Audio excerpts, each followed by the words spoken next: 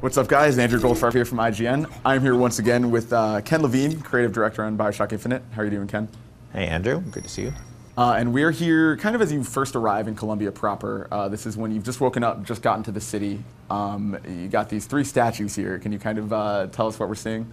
Yeah, you know, these are the founding fathers of the United States have sort of become religious figures to the people of Colombia, their version of Christianity.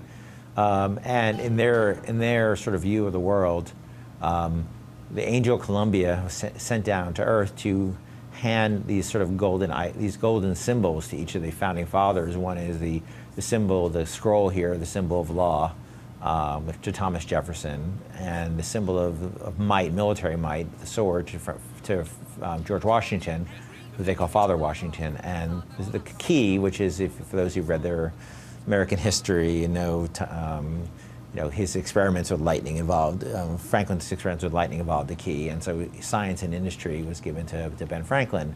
And with those tools, in their mythology, with their tools, they helped create the United States of America.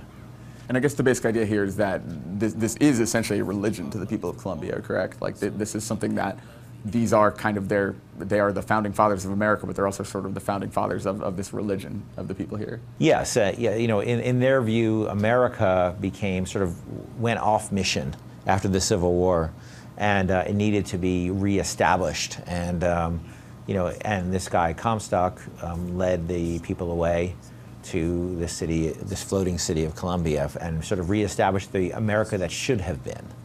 Not because he wasn't happy with the America what America had evolved into. And this is kind of your first look at Colombia proper, I guess I should say.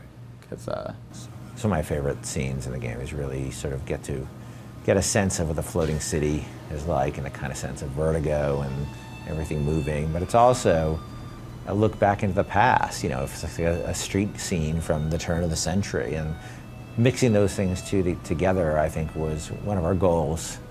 And I'm really happy with how this thing ended up, and have all this stuff be, real 3D stuff floating around. It's just great, especially working on the current generation of consoles to get all this going. You can overhear all these little dialogues between people, and just get a sense of what life is like in the city. It's something you never really got in BioShock 1.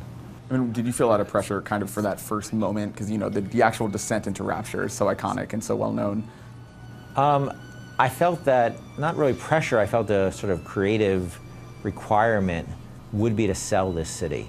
And if we didn't do it here, it'd be very difficult to do it somewhere else. You only get one chance at selling it. And we had sort of a fly-in that you saw, when you played the game, but that's really just, that's a semi-interactive sequence where we really wanted to put you in the middle of everything. This building just flies in, and lo and behold, guess what?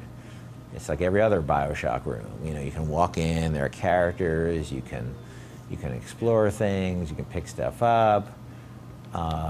This is kind of the new version of audio diaries. Yep, you have the voxophones, and it's a Father Comstock speech, and and so we really, all these things kind of work together, and just get a sense of the beauty of this place, and this evocative lighting and evocative colors.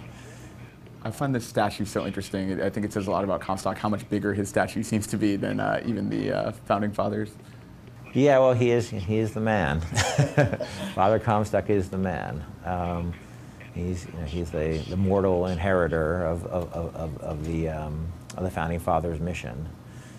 And just go down the street, and you just hear all these people talking, and it's so just calm. I mean, it's so bright.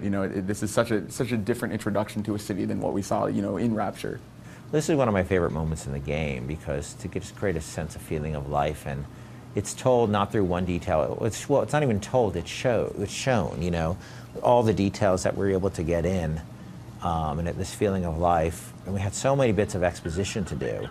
Like what is the background of the city, and finding all these ways to do it. These floats, the characters talking, everything. They all work together to sort of tell a larger story. But nothing works better to tell the story of the city than just the color space and the visuals and the feeling of it and the sounds.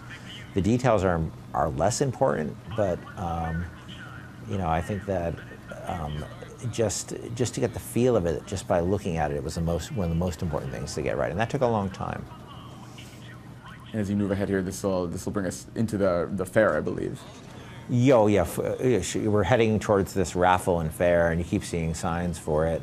But there's all these sort of little detours you can take into little shops. And, over here, more people talking, and there's just tons of little stores and stuff going on in there. There's a little honor system in that store. You see that guy interacting with it. And I don't have the soundtrack going here, but I think you're probably starting to hear there we go, this barbershop quartet come in, and they're singing a song together. A little audience is formed, and to me that's really set the period.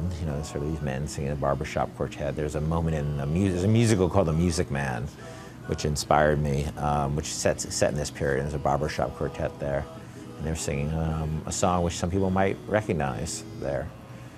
I mean, can you say anything about the fact that this song is, I believe it's a Beach Boys song, correct? I will say that's about what I can say. Yes, it is a Beach Boys song, and yes, I'm aware the Beach Boys didn't write it till the 60s. Very interesting stuff. Well, cool. We're kind of beginning our descent further into Colombia here, but I think Ken will kind of let people experience some of this stuff for themselves. But I do appreciate you taking the time today. Great. And for everything else about BioShock Infinite, keep it locked to IGN.com. Whatever you do, do not pick number 77.